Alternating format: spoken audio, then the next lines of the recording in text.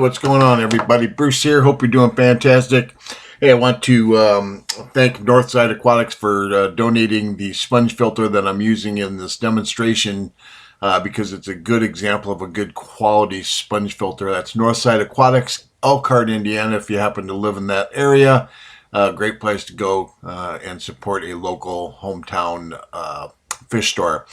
That being said, I'm taking a little different look at the sponge filter. I'm going to talk real briefly about how it works, but I'm going to show you something interesting and tell you why I found it interesting and hope it helps you out. So let's get started. Alright guys, I like to keep these short and sweet. Don't want to bore you, so we're going to take a quick look at the pieces here and then I'll show you what I found interesting. First, in the sponge filter we have the sponge, then we have the base, and these are typically weighted to hold the sponge down in place. You're going to have one or two of these cages, as I call them, that go in through the inside of the sponge, and the air line attaches to the top of that, travels down through the bottom, goes into that base where it becomes air bubbles, comes out, and then it travels up this tube, and that air coming out the top of that tube is what draws water in through the sponge, and that's how you get your water flow.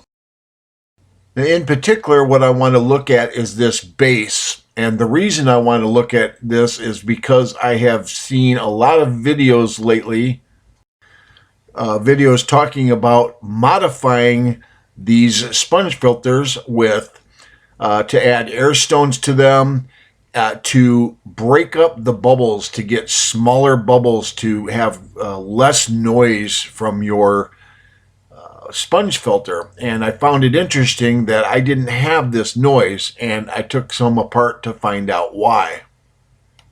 Now, what you have to understand is that air travels down through the inside of this, through this hole right here, and then goes down and it comes out, or goes down into this little hole right here, and then comes out these little spokes all the way around the outside of this, this base. Okay, and that's the important part. All around there, goes in there, comes out all around the outside of there. Now you may say, what's the big deal? But here's the big deal. Using my fantastic artistic skills, you can see this design.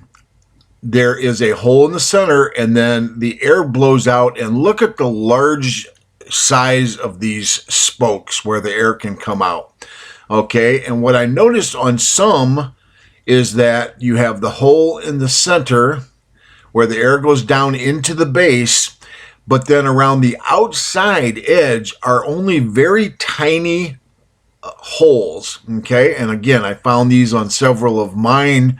Some that I had noticed had the bubbles had slowed down over time, and I didn't know exactly why that was. But what was happening is these get I guess calcified or corroded, and then instead of having a lot of airflow, you just have a few places where air is coming out, and it's giving you those great big bubbles that go glug, glug, glug, glug, glug. And obviously, we don't want that. We want large spaces where these air can come out of all of those. And then we have lots of smaller bubbles instead of large, noisy bubbles.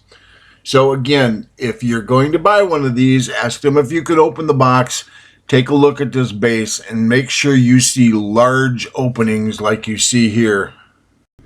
Again, is this the holy grail of fish news today? I doubt it, but you know what?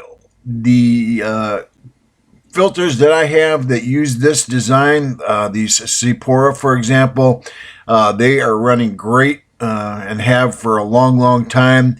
They're not noisy. The bubble flow is small and quiet. And that's what people seem to want.